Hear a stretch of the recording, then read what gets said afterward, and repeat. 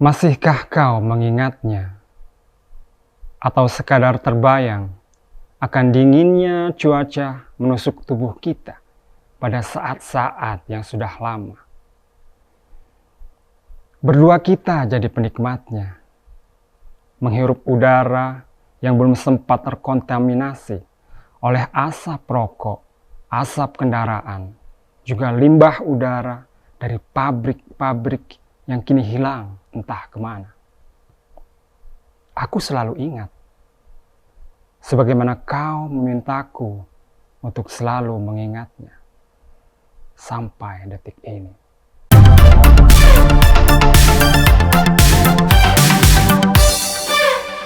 Assalamualaikum warahmatullahi wabarakatuh. Apa kabar pemirsa NFTV? Kembali lagi berjumpa dengan saya di acara yang paling inspiratif, X-Cast, Extraordinary Podcast. Seperti biasa pemirsa NFTV yang berbahagia, hari ini saya ditemani oleh seorang narasumber yang luar biasa hebat.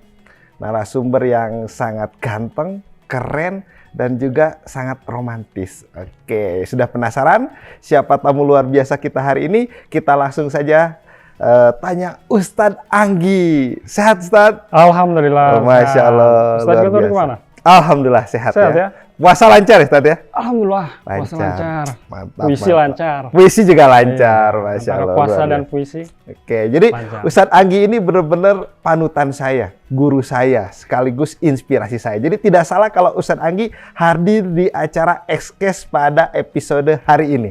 Oke, kebetulan para pemirsa NFTV, hari ini kita akan kupas tuntas karya Ustadz Anggi yang sangat menginspiratif, sebuah kumpulan cerpen yang sudah dibukukan. Nah, judulnya Kunang-Kunang Dini Hari. Ini buku karya Ustadz Anggi. Masya Allah, sangat menginspiratif sekali nih Ustadz Anggi sekali. Udah ganteng, inspiratif lagi. Pasti banyak yang ngantri tentunya. Oh iya dong. Oke, Ustadz, kita langsung aja ya. Ya. Tapi nanti selain bahas buku, tentu juga saya ingin bahas Ustadz Angginya dong. Oh iya. Oke, Ustadz Anggi. Ini buku Kunang-Kunang Dini Hari, ya, kumpulan cerpen ya. Kumpulan cerpen. Jadi sebelum kita bahas isi bukunya nih, saya mau tanya dulu nih, kenapa lebih memilih menulis cerpen? Gitu ya? Iya. Kenapa cerpen? Saya pikir saya punya dua alasan ya untuk itu ya. Yang pertama alasan tidak logis mungkin ya. Tidak logis. Tidak logis, tapi perlu juga kita pahami ya. Sebenarnya saya itu tertarik Ustadz Guntur menulis puisi. Saya suka sekali melihat orang yang bisa menulis puisi. Saya iri banget ya sama orang, sama para penyair itu yang mereka bisa menulis puisi dengan baik, dengan indah. Maka pada suatu saat saya mulai belajar menulis puisi.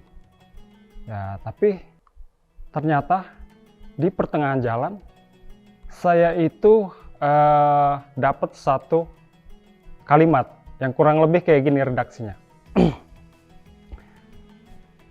Jangan pernah jatuh cinta sama seorang penyair, karena penyair itu hanya jatuh cinta sama kata-kata saja. Nah, di situ Pak Guntur. Waduh, jangan jatuh cinta sama seorang penyair. Berarti sama Ustadz Anggi boleh nggak nih jatuh cinta? Karena seorang penyair hanya jatuh cinta sama kata-kata saja. Shock dong saya kan, kaget. Masa saya harus jatuh cinta sama kata-kata saja gitu kan? Wah, saya pikir-pikir gitu ya. Banting setir deh tuh saya. Banting setir, saya coba prosa, karangan panjang. Karena tidak memungkinkan untuk menulis novel di awal-awal, saya belajar menulis cerpen. Dan akhirnya, kayaknya saya jatuh cinta di cerpen. Begitu, jadi setidaknya saya terhindar dari kutukan itu. Bahwasannya saya hanya mencintai kata-kata saja. Jadi saya aman untuk satu poin itu. Ya enggak? Oke, jadi luar biasa ini. Ini baru pertanyaan pertama, bincang-bincang kita ini sudah hangat para pemirsa. Jadi Ustadz Anggi, pemateri kita pada hari ini, dia menulis cerpen. Diawali karena ketakutannya ketika menulis puisi, takut terjebak dengan cintanya pada kata-kata ya. Iya. Itu bahaya juga dong kalau kita hanya. Meskipun definisinya juga mungkin bisa berbeda ya. Betul, tentu itu arti kiasan tentunya. dalam arti begini Pak Guntur, setiap kita mungkin bisa jadi adalah seorang penyair karena kita mencintai kata-kata. Kita akan jatuh cinta sama kata-kata dan kata-kata itu bisa jadi adalah sebuah nama. Nama di situ bisa saja orang-orang terdekat kita, bukan?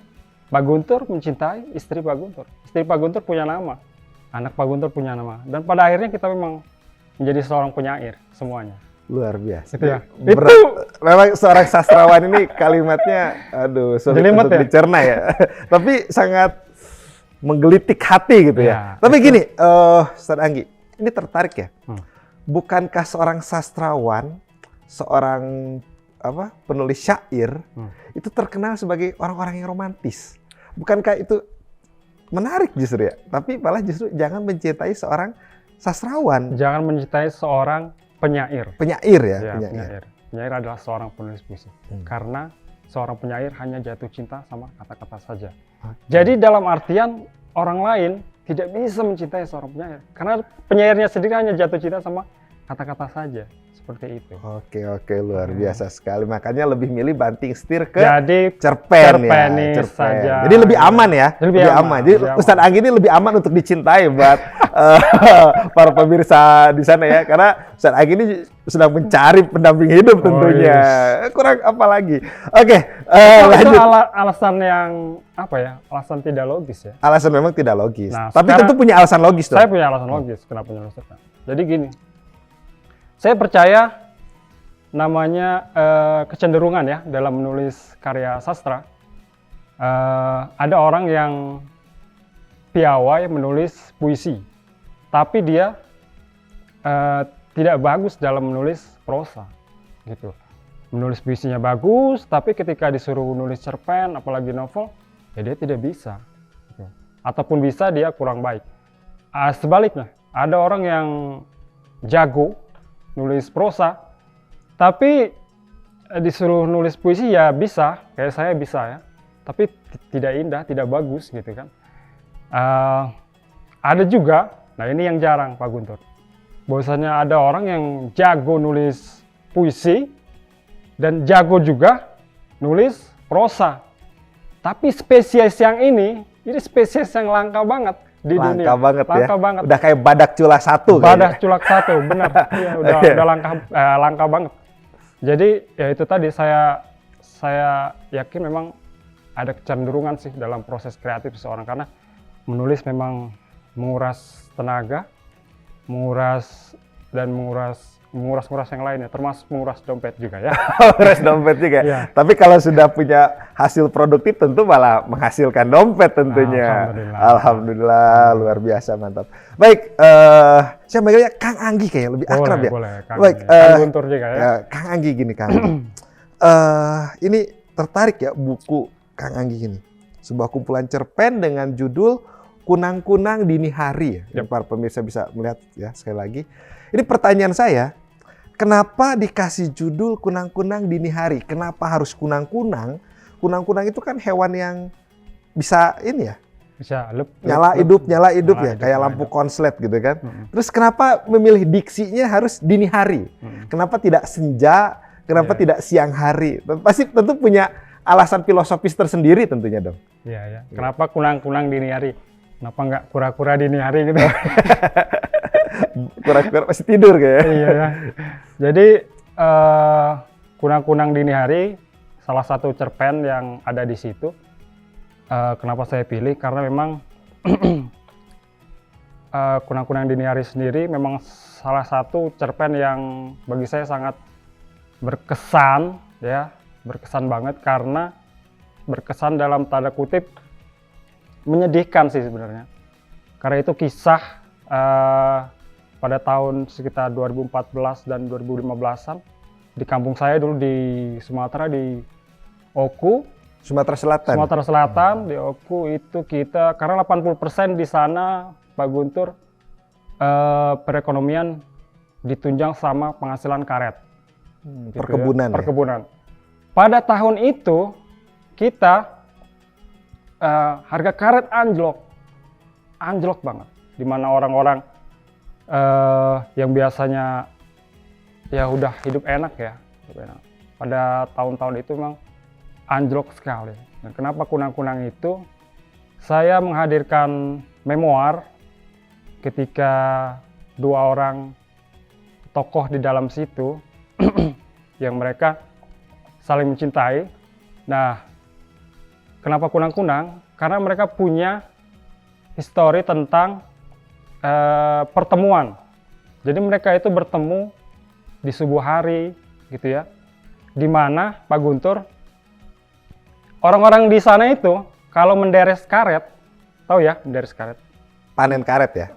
Jadi karet itu kan harus disadap, dideres. Iya, betul. Nah, diambil getahnya kayak damar atau apa gitu ya. Nah, itu mereka sudah mulai di pukul 3 dini hari, pukul 4 sampai pukul 5 sampai subuh. Alasannya kenapa? Karena memang si getah karetnya mereka percaya lebih banyak gitu. Nah, kan masih gelap itu ya. Karena mau gelap, mereka menggunakan headlamp. Lalu dari jauh pancaran headlamp itu seperti kunang-kunang. Oh, gitu. Jadi maksudnya kunang-kunang dini hari itu adalah orang-orang yang tengah menyadap karet di pukul-pukul tersebut. Dari kejauhan itu terlihat seperti kunang-kunang, headlampnya itu cahayanya. Oke, luar biasa sekali. Jadi penuh makna kiasan ya. Ya. Jadi bisa dibilang salah satu inspirasi Kang Anggi dalam menulis cerpen itu bisa dari keresahan-keresahan sosial. Ya. Bagaimana kondisi masyarakat ya di tengah sulitnya hidup pada waktu itu. Nah, selain hal demikian, biasanya inspirasi dalam menulis itu dari apa lagi? Kan kalau saya lihat nih, buku kunang-kunang di ini hari ini terdiri dari banyak cerpen ya? Ya, ada 18. Ada 18 cerpen. Nah, itu biasanya inspirasinya didapat dari mana? Bisa sampai menjadi sebuah karya? Tentu temanya beragam. Cuman cerpen-cerpen yang saya buat itu kan kebanyakan ditulis dari zaman saya kuliah sekitar 2014-an ke sini. Jadi memang banyak saya melihat pada saat itu tentang cinta di situ. Cinta ya. Tapi cinta di sini bukan cinta yang gimana ya? Cinta yang dalam hal anak remaja saling jatuh cinta gitu. Bukan, tapi orang-orang yang gagal dalam berumah tangga contohnya. Terus orang-orang yang sebenarnya mereka ingin bersama tapi tidak direstui oleh misalnya adat istiadat. Jadi hal-hal dramatis ya. Hal-hal dramatis. Hal-hal dramatis yang biasa jadi inspirasi ya. Ya betul. Oke. Dan banyak lagi sih, banyak lagi. Banyak ya. Banyak. Intinya inspirasi itu bisa dari banyak hal ya. Banyak hal. Banyak. Nah, mengenai kira-kira gini, saya sendiri senang menulis, Kang Anggi. Walaupun ya Nulis status. belum nulis status WA kayaknya. Enggak. Walaupun memang bukan sastra ya, bukan sastra. Nah, kalau di cerpen sendiri itu kesulitannya apa sih? Kesulitannya dalam menulis cerpen gitu. Karena ketika tadi dijelaskan menulis cerpen itu beda dengan menulis puisi. Tentunya pasti punya kesulitan sendiri. Kalau saya senang menulis artikel misalkan ya, misalkan kritik sosial dan lain. Tentu itu juga punya kesulitan tersendiri. Ya. Nah, ini khusus untuk cerpen nih, pengalamannya Kang Anggi. Kesulitan dari menulis cerpen itu apa? Ya, jadi kesulitan menulis cerpen, tentu satu cerpen itu tidak bisa selesai dalam waktu yang cepat. Tidak bisa seperti itu. Paling lama? Saya pernah merevisi cerpen sampai 20 kali. 20 kali ya? Sebelum akhirnya cerpen itu dimuat di media. Dimuat di media. Iya, bayangkan itu 20 kali merevisi. Itu kalau di kurun waktu berapa? Ya bisa, pernah sampai 3 bulan. 3 bulan untuk satu cerpen. Untuk satu cerpen. Kalau paling cepat? Paling cepat ada yang 1 malam juga beres. Kalau inspirasi itu lagi kencang-kencang ya? Kencang-kencangnya lagi galau biasanya? Salah satunya. Salah satunya. Atau lagi seneng juga ya? Lagi seneng juga salah satunya. Jadi terus kita juga memikirkan banyak hal Pak Guntur. Kalau di puisi kan kita tidak punya tokoh ya. Ataupun ada tokoh, tidak ada tokoh yang bermain secara detail di dalamnya. Tapi ini sebuah cerita. Kita harus memikirkan si tokoh A seperti apa, Harus dihidupkan. dihidupkan. Nah itu hal-hal yang seperti itu yang mungkin membuat menulis cerpen menjadi sedikit agak lama menurut saya. Oke, luar biasa. Lalu sekarang kita kembali ke buku Kunang-Kunang Dini Hari. Ya. Nah, sebelumnya kan yang saya baca bahwa buku Kunang-Kunang Dini Hari ini adalah kumpulan cerpen yang sudah sempat juga diterbitkan ya di beberapa surat kabar ya, baik itu surat kabar lokal maupun surat kabar nasional. Itu dalam prosesnya sendiri. Apakah selalu berjalan lancar atau justru bahkan seorang Kang Anggi pun pernah melalui penolakan, wow ini tidak layak dimuat gitu. Tapi kalau ini bisa gitu. Itu gimana? Ada proses-proses seperti itu nggak? Mungkin lebih ke dinamika ya. Dari yang tadinya menulis di surat kabar sampai jadi buku itu dinamikanya gimana? Dimulai dari sekitar tahun 2016 pertama kali cerpen dimuat di media gitu. Oh 2016 ya? 2016 pada saat itu. Berarti baru ya media memuat cerpen itu baru? Sudah lama sih. Oh sudah lama? Sudah lama. Cerpen yang itu. Oh cerpen Kang Anggi itu mulai dimuat 2016? 2016. Oke. Perjalanannya dari situ sih, salah satu cerpennya yang dimuat di salah satu surat kabar. Dari situ, memang awalnya menulis cerpen ke media dibilang susah-susah gampang sih ya. Tapi kalau kita telaten ya pada akhirnya juga tidak, ya dibilang tidak terlalu sulit. Kesananya ngalir aja gitu, ngalir aja. Kalaupun ada kesulitan, kita hal-hal teknis yang saya pikir sulit diceritakan di sini gitu, Pak Guntur. Luar biasa sekali. Memang seperti yang saya bilang tadi pemirsa NFTV, pemateri kita pada hari ini selain ganteng juga sangat inspiratif ya. Oke, Kang Anggi, nah ini menarik nih. Kalau kita bicara zaman sekarang, sekarang ini kan eranya digitalisasi. Yep. Bener nggak? Yep. Ya. Nah, lalu ada nggak kendala tersendiri ya di era digitalisasi bagi seorang penulis? Tentu misalkan ketika kita nulis buku, tiba-tiba bukunya dibajak. Itu kan banyak ya. Adanya e-book dan lain-lain. Nah, itu ada nggak kendala-kendala seperti itu? Atau mungkin minatnya? Sekarang saya jadi pertanyaan begini. Cerpen ini pasarnya sekarang siapa? Gitu kan. Emang anak-anak sekarang masih tertarik sama cerpen? Gitu kan. Bukannya sekarang sudah eranya TikTok, udah eranya vlogger-vlogger gitu ya. Nah, eranya podcast gitu kan. Nah, memang cerpen itu kalau Kang Anggi lihat nih sekarang, minat masyarakat terhadap cerpen itu masih besar nggak sih? Dan bagaimana tantangan cerpen di era digital? Gitu? Kalau lihat minat akan cerita pendek ya, bahwasannya penerbitan buku-buku cerpen sampai detik ini saya pikir nomor 2 setelah novel. Nomor 2 setelah novel. Jadi sebenarnya minatnya masih banyak Pak Guntur. Masih banyak sekali. Dan tidak ada kaitannya dengan digitalisasi karena pada akhirnya digitalisasi itu juga membantu penyebaran cerpen di Indonesia itu sendiri. Yang tadinya orang-orang seperti kita punya buku, kalau pangsa pasarnya bagus itu bisa dibuat e-booknya seperti itu. Jadi demikian juga yang terjadi di cerpen-cerpen koran, Pak Guntur, bahwasannya cerpen-cerpen yang sudah dimuat di koran-koran tersebut pun rata-rata sekarang mereka udah punya platform digital. Dan cerpen yang sudah dimuat di surat kabar cetak pada akhirnya dimuat lagi di platform mereka. Oke, jadi bukan suatu hambatan tentunya. Justru ini peluang baru ya, peluang baru. Oke, luar biasa. Dan memang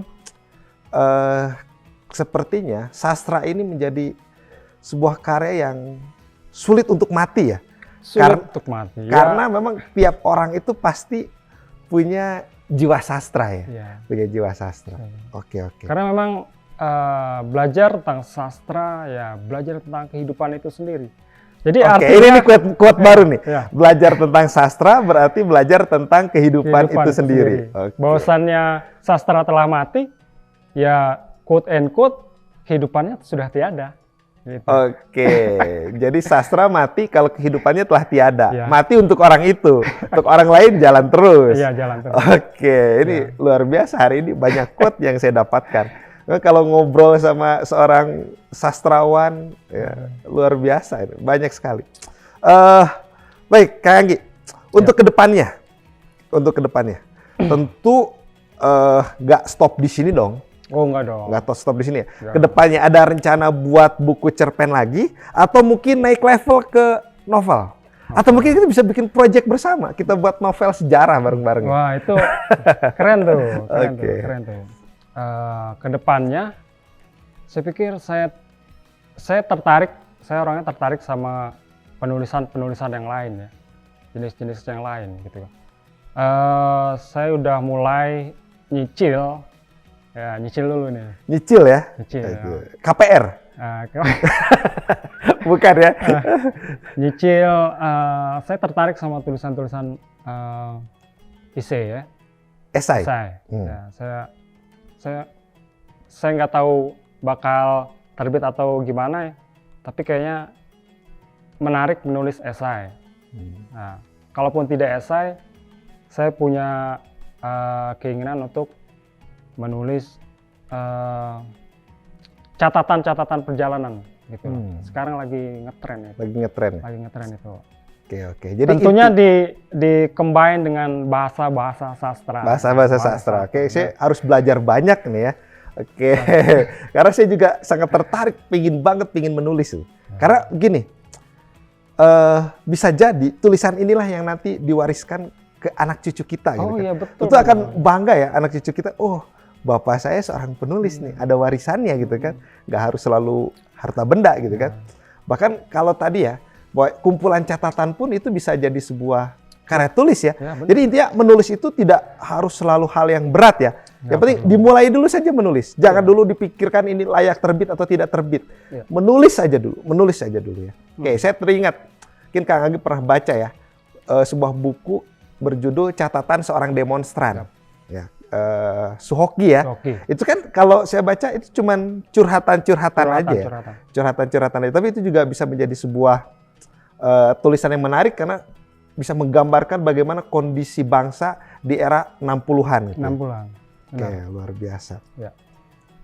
Dan apalagi seperti Pak Guntur ya, yang basicnya sejarah, saya pikir wah itu luar biasa sekali kalau bisa menuliskan artikel-artikel atau yang sejenis lah ya dengan itu, dengan passionnya Pak Guntur sendiri tentunya. Oke, karena diri sendiri ya. Tetap, maksudnya begini, ilmu menulis adalah ilmu yang luas gitu kan, dan kita tidak mesti harus menulis cerpen, tidak mesti harus menulis puisi, tidak mesti harus menulis novel, tapi pada dasarnya khususnya untuk anak-anak didik kita di Nurul Fikri Boarding School Lembang, bahwasannya mau jadi apapun kelak profesi kita, kalian semua, kalian pasti butuh bisa menulis.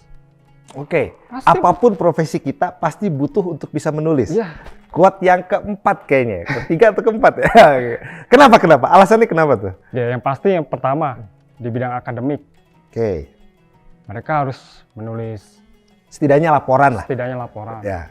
Nanti berkembang bisa sampai jurnal dan segala macamnya. Ya. Di luar itu tidak menutup kemungkinan mereka juga akan tertarik sama tulisan-tulisan yang lain, seperti tulisan-tulisan jurnalistik atau sastra itu sendiri. Bahkan sekarang banyak yang backgroundnya bukan sastra, betul, dan mereka menulis sastra dan bagus sekali. Bahkan ada yang dokter. Jadi bukan alasan ya? Bukan alasan. Karena saya kuliahnya bukan sastra, tidak bisa menulis sastra. Oke, luar biasa. Itu sekali. Terlalu sempit. Ya, hidup ini luas ya. Inspirasi itu bisa datang pada siapapun. Makanya kita harus banyak jalan-jalan. Oke. Lembang dingin. Tempat lain hangat. Apalagi hatinya dia. Tapi Pak Guntur, anak-anak sastra itu kalau dia kuliah, kalau dia jadi seorang dokter, dia itu punya gelar SPHT. Apa tuh? Spesialis hati. Spesialis hati. Kalau lagi dingin bisa angetin. Lagi hangat? Kalau lagi hangat bisa dicairin. Oh, dicairkan. Oke, luar biasa sekali. Memang SPHT. sangat luar biasa ini, hangat sekali ya pembicaraan kita hari ini. Oke, Kang Anggi, Yes. bicara kembali masalah sastrawan ya. Ya. Oke, ada nggak sosok sastrawan yang sangat menginspiratif? Sosok sastrawan, wah tentu banyak sekali ya. Banyak ya? Banyak sekali. Atau Banyak sekali. karya siapa yang paling suka ya? Karya siapa yang paling suka? Ini sama saja pertanyaan ke orang-orang yang suka dengan grup band The Beatles. Iya. Ditanya kan, lagu The Beatles apa yang paling kamu suka? Gitu. Oke. Hampir sama kayak gitu. Cuman kalau di Indonesia ya saya tertarik sama tulisan-tulisan almarhum Profesor Budi Dharma. Budi Dharma. Baru meninggal di tahun kemarin. Profesor Budi Dharma, terus ya salah satunya itu ya.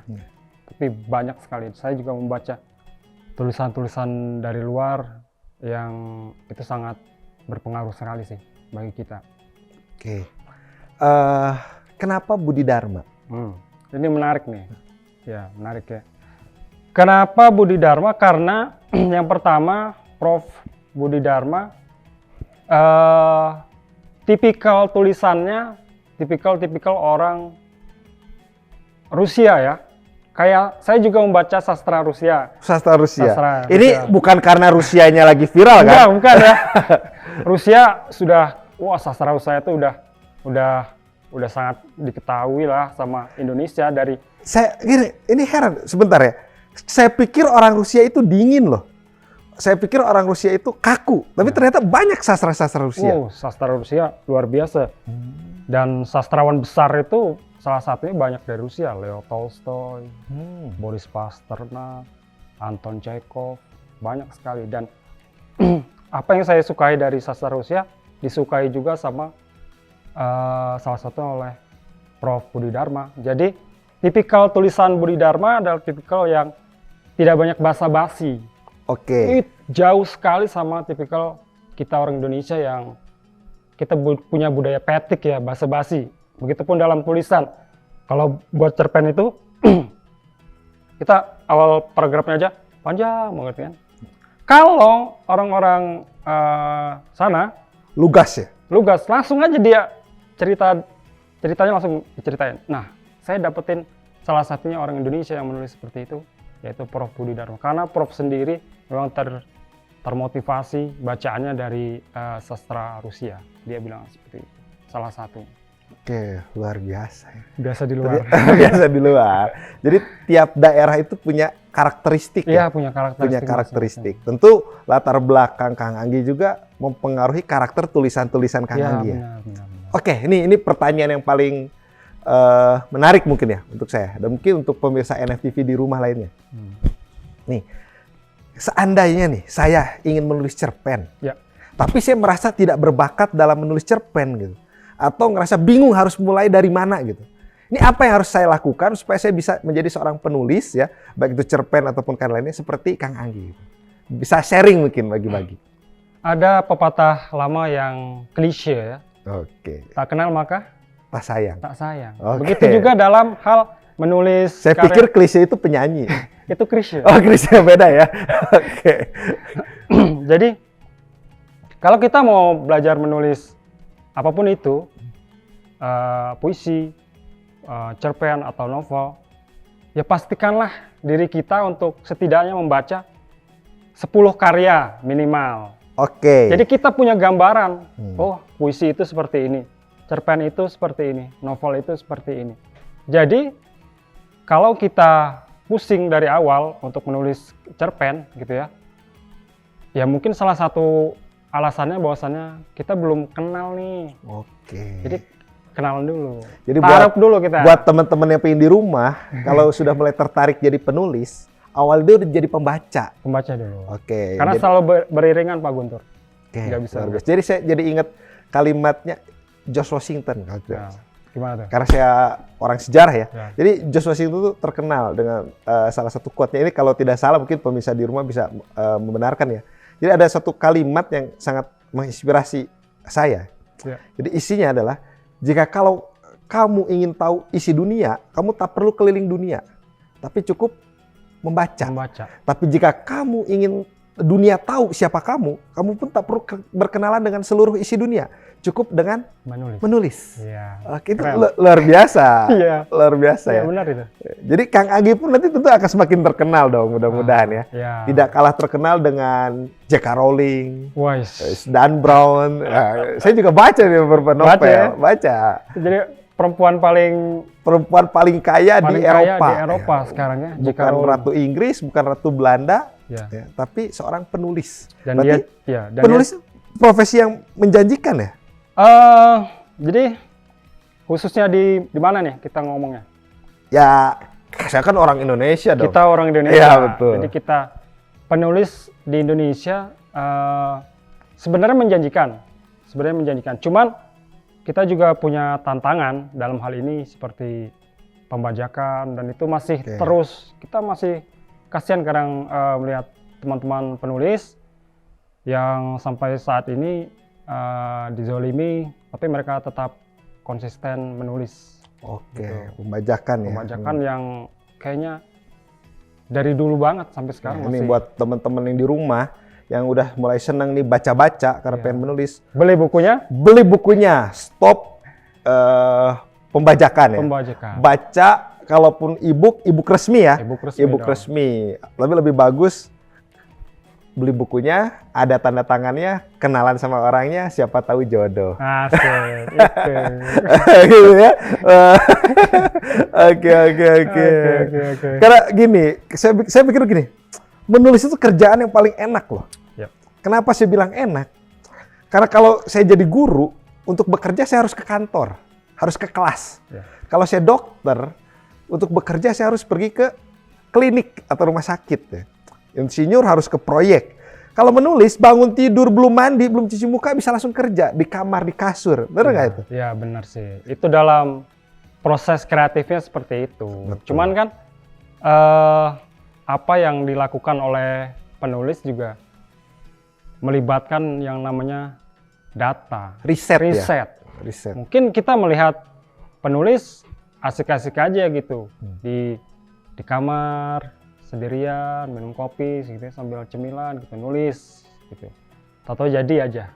Tapi kita tidak melihat dia melanglang buana mungkin ke daerah mana mencari data, mencari inspirasi dan data. Karena kalau tulisannya tidak benar, bahaya juga. Okay. Walaupun hanya cerpen ya. Walaupun bukan buku ilmiah sebetulnya. Iya, tetap ada yang namanya kritik sastra. Oke, luar biasa sekali. Banyak sekali ilmu baru yang saya dapat. Baik, pertanyaan terakhir, Kang Anggi. Ini jangan nanya kapan nikah ya? Enggak. Saya nggak akan nanya kapan nikah. Saya bingung jawabnya. Saya akan mendoakan. Saya akan mendoakan ya. Oke. Ini Mas nggak ada yang tertarik nih sama materi kita hari ini.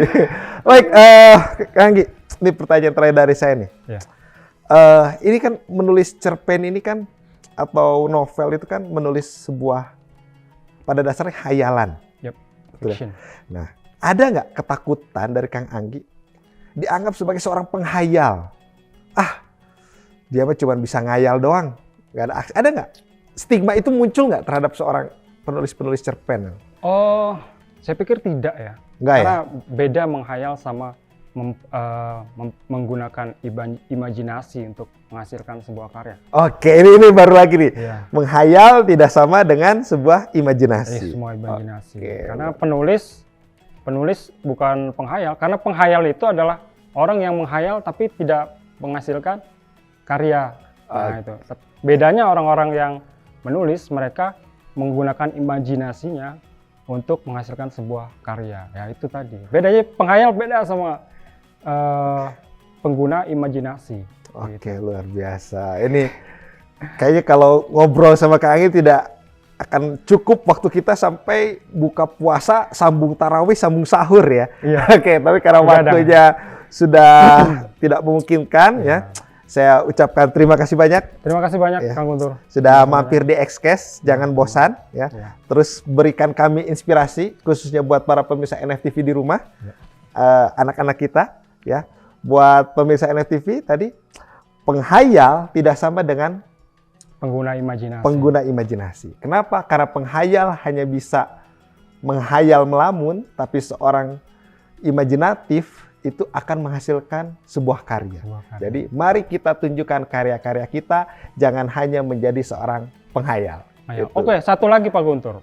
Saya lupa sebelum kita tutup. Di sekolah, khususnya di SMP, udah ada salah satu murid kita yang sudah juga menelurkan satu buah karya.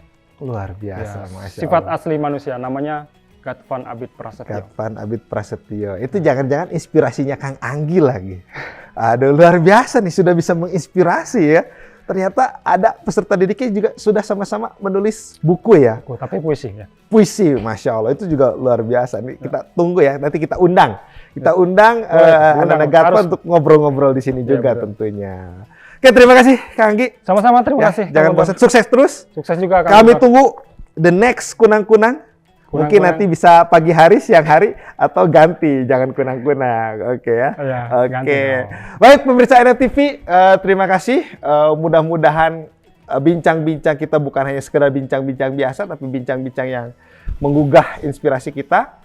Akhir kata dari saya, mohon maaf apabila ada kesalahan. Wabillahi taufiq wal hidayah. Assalamualaikum warahmatullahi wabarakatuh. Sampai jumpa di acara Xcast berikutnya. Extraordinary Podcast.